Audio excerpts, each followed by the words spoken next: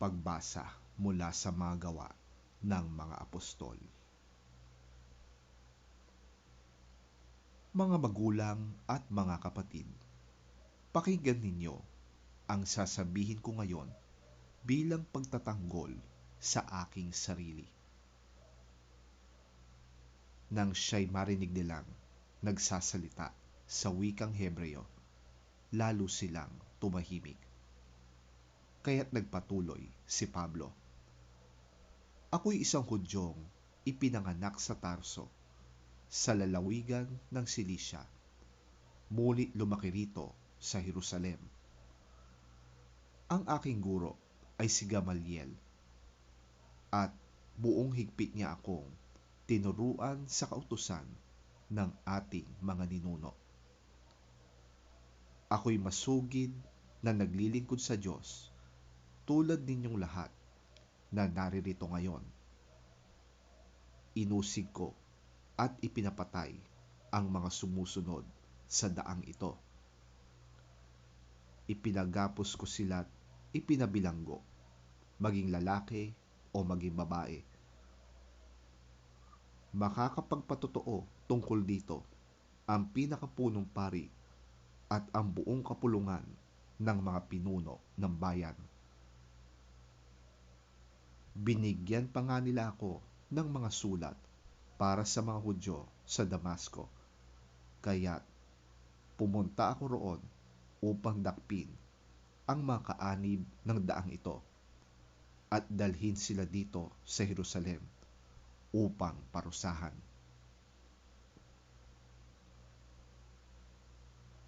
Magtatanghaling tapat noon at malapit na ako sa Damasco nang may biglang kumislap sa aking paligid na isang matinding liwanag mula sa langit. Napasuba-suba ko sa lupa at narinig ko ang isang tinig na nagsalita sa akin, "Saulo, Saulo, bakit mo ko inuusig?" Ako'y sumagot, "Sino po kayo, Panginoon?" "Ako ang iyong pinag-uusig na si Jesus na taga Nazaret," tugon ng tinig. Nakita ng mga kasama ko ang liwanag, ngunit hindi nila narinig ang tinig na nagsasalita sa akin. "Ano po ang gagawin ko, Panginoon?" tanong ko. At tumugon siyang muli, "Tumayo ka at pumunta sa Damasco. Sasabihin sa iyo roon ang lahat ng itinakda na dapat mong gawin." Nabulag ako dahil sa matinding liwanag na yon, kaya't ako'y inakay na lamang ng mga kasama ko papunta sa Damasco. Doon ay nakatira si Ananias. Siya ay tapat na sumusunod sa kautusan at iginagalang ng mga Hudyong naninirahan doon. Pinuntahan niya ako, tumayo sa tabi ko at sinabi sa akin, "Kapatid na Saulo, makakakita ka ng muli." Noon di nakakita akong muli at tumingin ako sa kanya. At sinabi niya sa akin, "Pinili ka ng Diyos ng ating mga ninuno upang malaman mo ang kanyang kalooban, makita ang kanyang banal na lingkod at marinig ang kanyang tinig. Sapagkat ikaw ay magiging saksi niya upang patotohanan sa lahat ng tao ang iyong nakita at narinig. At ngayon, ano pang hinihintay mo? Tumayo ka na, magpabautismo at manalangin ka sa kanyang pangalan upang mapatawad ka sa iyong mga kasalanan."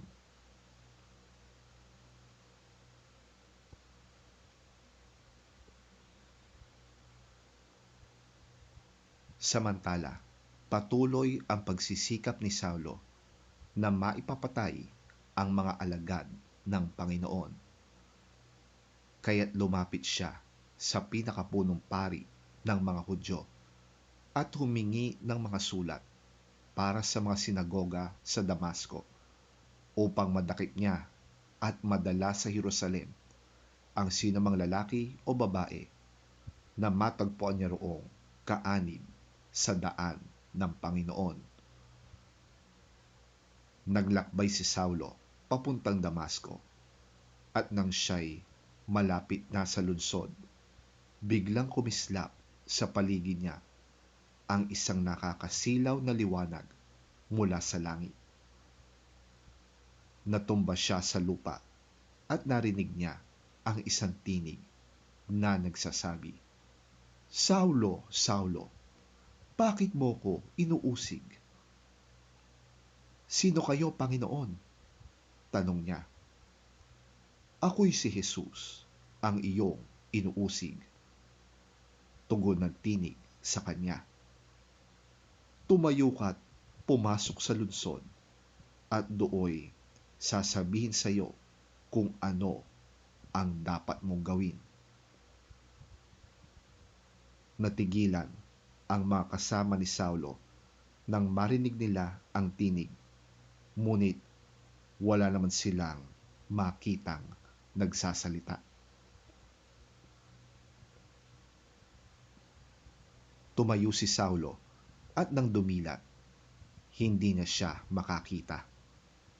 Kaya't siya'y inakay ng mga kasama niya hanggang sa Damasco. Hindi siya nakakita sa loob ng 3 araw. Hindi rin siya kumain ni uminom. Sa Damasco naman ay may isang alagad na ang pangalay Ananias. Tinawag siya ng Panginoon sa pamamagitan ng isang pangitain. "Ananias." "Ano po yon, Panginoon?" tugon niya. Inutusan siya ng Panginoon, "Pumunta ka sa kalyeng tinatawag na Tuwid sa bahay ni Judas at ipagtanong mo ang isang lalaking taga-Tarso na ang pangalay Saulo. Siya'y nananalangin ngayon." Sa isang pangitain, nakita kanyang pumasok sa kinaroroonan niya at pinatungan mo siya ng kamay upang siya'y makakitang muli.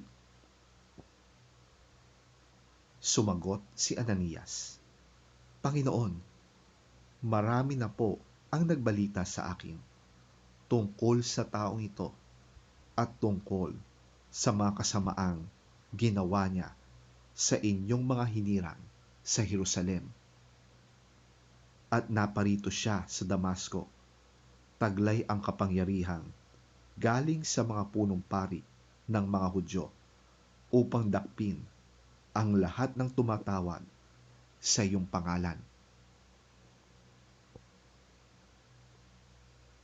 Ngunit sinabi sa kanya ng Panginoon, "Pumunta ka roon sapagkat pinili ko siya upang ipangaral ang aking pangalan sa mga hintil, sa mga hari, at sa mga anak ng Israel.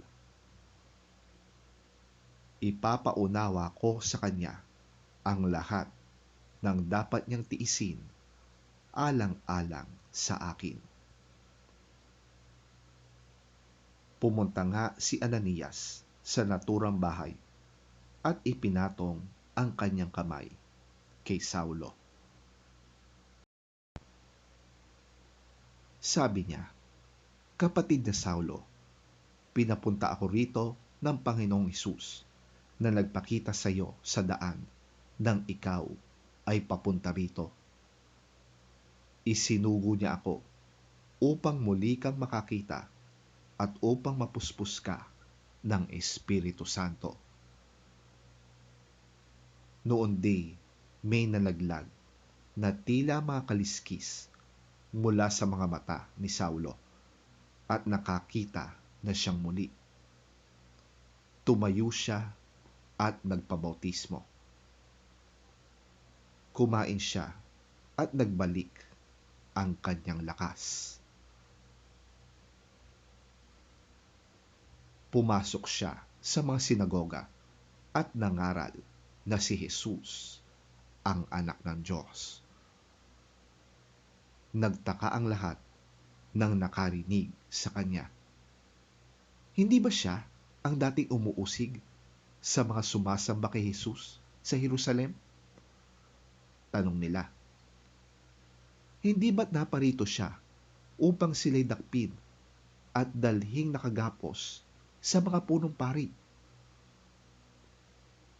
Ngunit lalong naging mahusay si Saulo sa kanyang pangangaral at nalito ang mga Hudyong naninirahan sa Damasco dahil sa kanyang matibay na pagpapatunay na si Jesus ang siyang Kristo.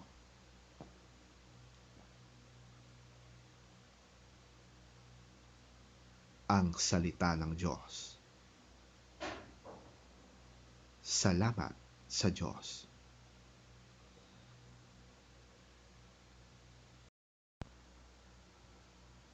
Ang mabuting balita ng Panginoon ayon kay San Marcos. Papuri sa iyo, Panginoon.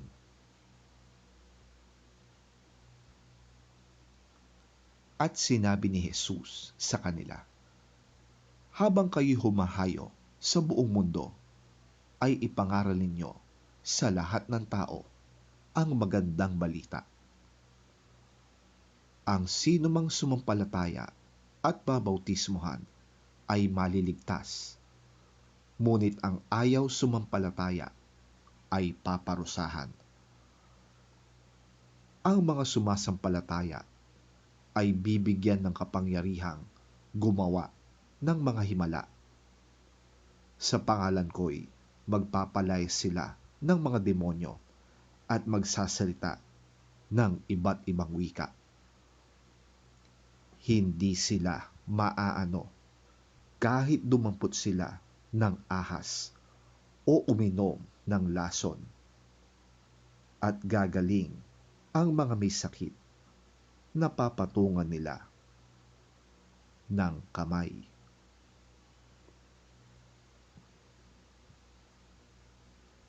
Ang mabuting balita ng ating Panginoon. Pinupuri ka namin, Panginoong Hesukristo. He said to them, "Go into all the world and preach the gospel to all creation. Whoever believes and is baptized will be saved, but whoever does not believe will be condemned. And these signs will accompany those who believe. In my name they will drive out demons. They will speak in new tongues. They will pick up snakes with their hands, and when they drink deadly poison, it will not hurt them at all. They will place their hands on sick people, and they will get well."